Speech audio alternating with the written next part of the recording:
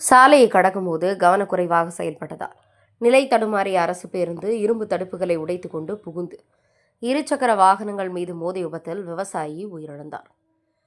திண்டுக்கல் மாவட்டம் நத்தத்திலிருந்து பழனியை நோக்கி இன்று அதிகாலை அரசு பேருந்து ஒன்று புறப்பட்டு சென்றது. இந்த பேருந்தை ஓட்டுநர் ஐயனார் என்பவர் இயக்கி வந்தார்.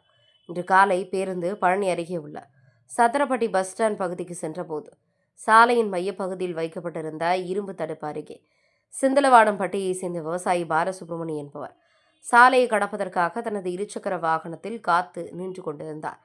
அதே நேரத்தில் சத்திரப்பட்டியை சேர்ந்த செல்லப்பன் என்ற மற்றொரு விவசாயி தனக்கு பின்னால் அதிவேகமாக வந்த அரசு பேருந்தை கவனிக்காமல் தனது இருசக்கர வாகனத்தில் திடீரென சாலையை கடக்க முயன்றனர்.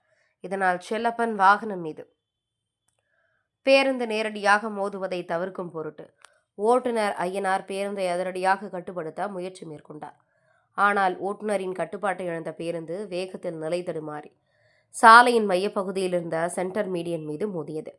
பின்னர் சாலையை கடைக்க முயன்ற செல்லப்பனின் வாகனத்தின் மீதும் மோதி தள்ளிவிட்டு அங்கு ஏற்கனவே ரோட் கிராஸ் செய்ய நின்று கொண்டிருந்த விவசாயி பாலசுப்ரமணியனின் வாகனத்தின் மீதும் மிக கொடூரமாக மோதி நின்றது.